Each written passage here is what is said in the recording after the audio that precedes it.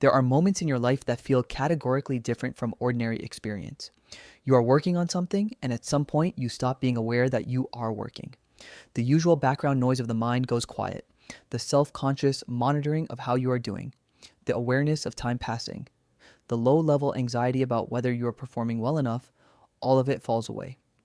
You and the task become something closer to a single thing. The work is happening and you are happening with it, and the distinction between you and what you are doing becomes difficult to locate. Athletes call it being in the zone. Musicians call it being in the pocket. Programmers call it being in flow. Writers describe it as the moment when the writing writes itself. Rock climbers describe a state in which the cliff face becomes a conversation and the body responds before the mind has finished processing the information. Surgeons describe procedures in which hours pass like minutes and every decision arrives with a clarity that feels effortless. These descriptions come from people in radically different domains performing radically different tasks, and yet the experiences they are describing are remarkably similar. Similar enough that the psychologist Mihaly Csikszentmihalyi, who began systematically studying this phenomenon in the 1970s, concluded that they were all describing the same state. He called it flow. Flow is not a metaphor or a piece of pop psychology. It is one of the most rigorously studied states in cognitive science and positive psychology. And the research on what it is, what produces it, and what it does to the brain has revealed something that cuts to the heart of what human beings are capable of and what conditions allow those capabilities to emerge. Let's begin with what flow actually is, because the experience is distinctive enough to be defined with some precision. Csikszentmihalyi, based on thousands of interviews with people across cultures, professions, and skill levels, identified a set of features that consistently characterize the flow state. The first is intense and focused concentration on the present moment. Not on the past or the future, not on how the performance is being received or what comes next, but on the immediate demands of the task. The second is a merging of action and awareness. The distinction between doing and watching yourself do collapses. The third is a loss of self-consciousness. The self-monitoring that characterizes ordinary waking consciousness essentially disappears. The fourth is a sense of personal control over the situation or activity, not a straining effort, but a feeling of mastery and agency. The fifth is a distortion of time, typically experienced as time passing faster than normal, though some report the reverse. And the sixth is the experience of the activity as intrinsically rewarding, worth doing for its own sake regardless of any external outcome. These features are consistently reported across cultures and domains. The chess grandmaster, the jazz musician, the rock climber, the surgeon, the programmer, the painter, the athlete, all describe experiences with these same core features when they are performing at their best. Csikszentmihalyi described flow as the optimal experience, the state in which human beings are most fully engaged with what they are doing and in which performance tends to be at its highest. But what is actually happening in the brain during flow? This is where the science has become genuinely surprising. The neuroscience of flow is still developing, but several consistent findings have emerged from studies using EEG, fMRI, and other neuroimaging methods. One of the most important and counterintuitive findings is what happens to activity in the prefrontal cortex during flow. The prefrontal cortex is the most evolutionarily recent region of the human brain. It is responsible for a range of executive functions, including planning, self-monitoring, conscious decision-making, and what neuroscientists sometimes call metacognition, thinking about your own thinking. It is, in a sense, the seat of the self-conscious, monitoring, evaluating mind. During ordinary performance, the prefrontal cortex is highly active. You're monitoring how you are doing, evaluating your performance against your expectations, adjusting your behavior based on that evaluation, and maintaining a continuous awareness of yourself as the agent performing the task. During flow, researchers have found that activity in the prefrontal cortex decreases significantly. This phenomenon has been called transient hypofrontality, a temporary reduction in the activity of the frontal regions of the brain. The neuroscientist Arne Dietrich, who has written extensively on flow and creativity, proposed transient hypofrontality as the neural mechanism underlying several key features of the flow state. When the prefrontal cortex goes relatively quiet, the self-monitoring, self-evaluating, self-criticizing functions it normally performs are also quieted. This is precisely the loss of self-consciousness that is one of the defining features of flow. The inner critic, the voice that monitors performance and generates anxiety, depends on prefrontal cortical activity. When that activity decreases, the critic goes quiet. This has a paradoxical implication for performance. One might expect that less monitoring would lead to worse performance, but the evidence suggests the opposite is often true, at least for well-practiced skills. When a skill has been practiced to the point of automaticity, when the neural pathways that support it are deeply established, the prefrontal monitoring is not just unnecessary, it is actively interfering. It is adding noise to a signal that is already functioning well without it. When that monitoring decreases, performance can improve because the highly optimized automatic systems can operate without the interference of conscious oversight. This is related to what psychologists have called the ironic effect, or the paradox of expertise. Beginners need conscious monitoring to improve. Their skills are not yet automatic, and deliberate attention to each component of the skill is essential for learning. But experts who apply the same conscious monitoring to skills that have become automatic can actually perform worse than when they allow the skill to run on its own. The expert golfer who starts thinking consciously about each component of the swing may perform worse than when they simply swing. The expert musician who starts consciously monitoring each note may perform worse than when they simply play. Flow occurs in the space where the skill is sufficiently well practiced that it can run automatically, and the challenge is sufficiently high that the automatic system is fully engaged but not overwhelmed. Csikszentmihalyi described this as the flow channel, the zone between boredom on one side, where the challenge is too low for the skill level, and anxiety on the other, where the challenge exceeds the skill level. In the flow channel, challenge and skill are in balance, and the system runs at full capacity without the interference of conscious monitoring. The neurochemistry of flow is equally fascinating. Research suggests that flow is associated with the release of several neurochemicals that together produce the characteristic feeling of the state. Dopamine, the neurotransmitter associated with the reward, motivation, and the anticipation of pleasure, is released during flow. Norepinephrine, which increases alertness, focus, and the processing of relevant information while filtering out irrelevant information, is elevated. Anandamide, an endogenous cannabinoid that facilitates lateral thinking and the formation of novel associations, is present at elevated levels. Serotonin, which contributes to feelings of well-being and social belonging, is released. And endorphins, the endogenous opioids that reduce pain and produce pleasure, are elevated. This neurochemical cocktail helps explain several features of flow that are otherwise puzzling. The sense of effortlessness despite high performance, dopamine and norepinephrine reduce the experience cost of effort. The enhanced creativity and unusual associative connections that often accompany flow. Anandamide facilitates a kind of lateral, nonlinear thinking that produces creative insight.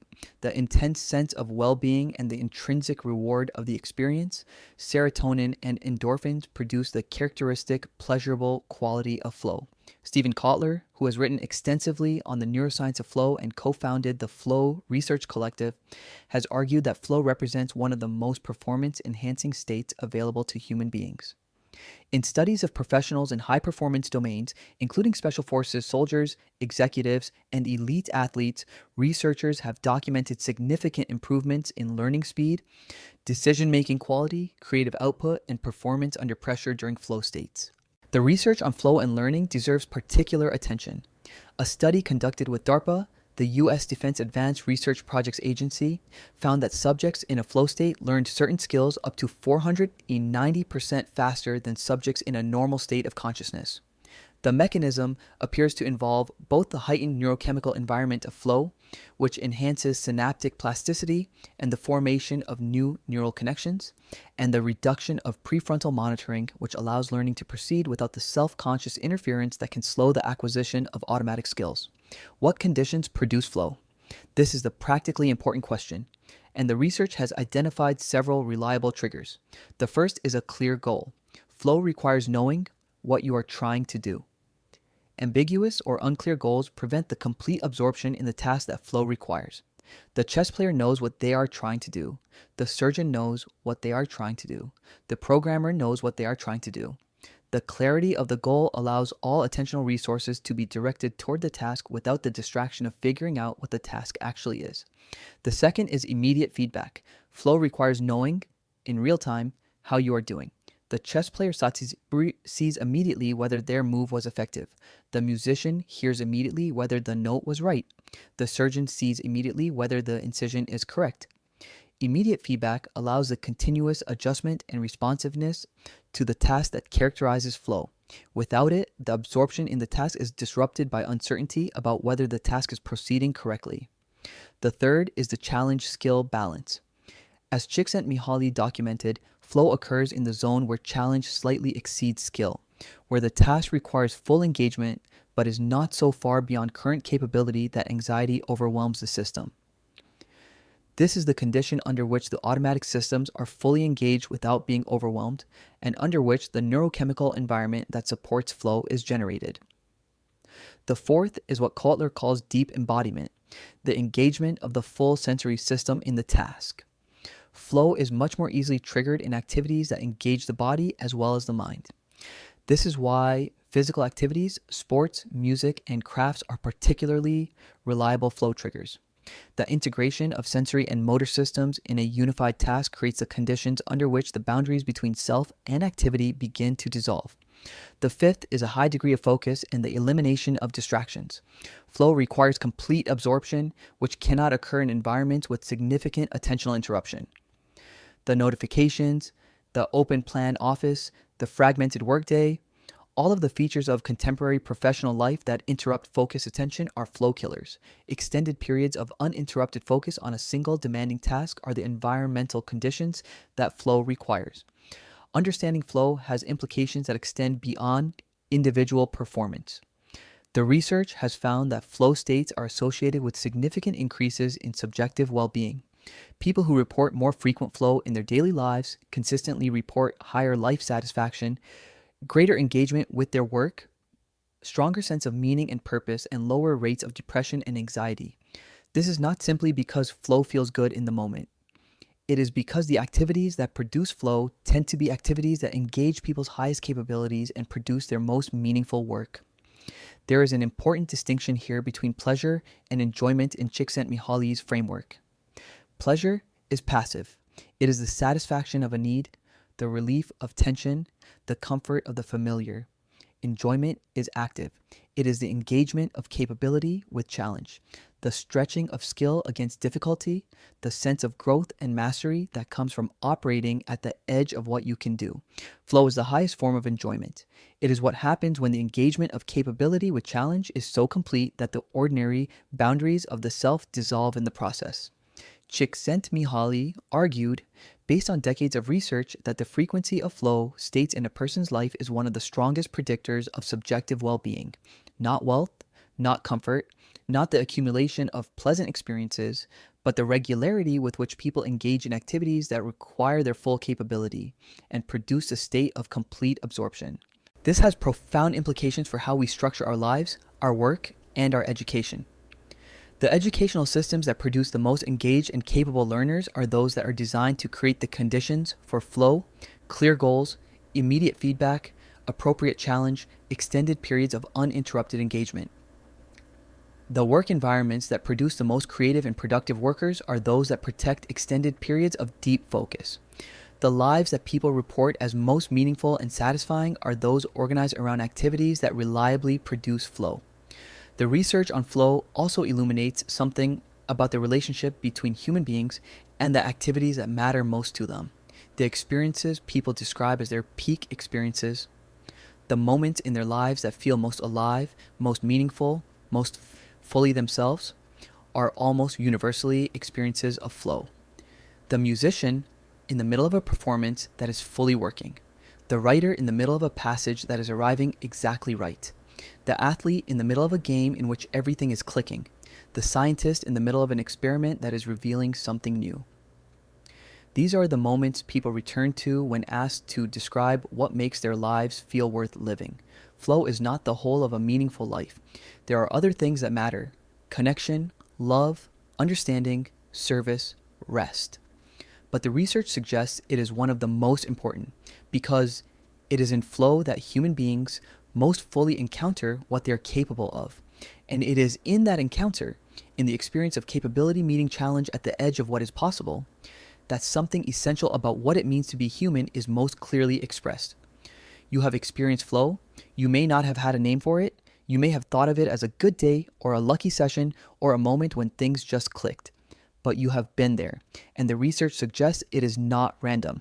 It is not a gift that arrives unpredictably. It is a state that can be understood and a state that can be cultivated. The conditions that produce it are knowable.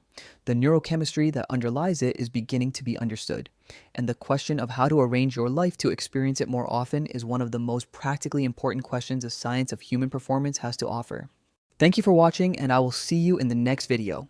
If you find this video interesting, please consider subscribing for more content like this.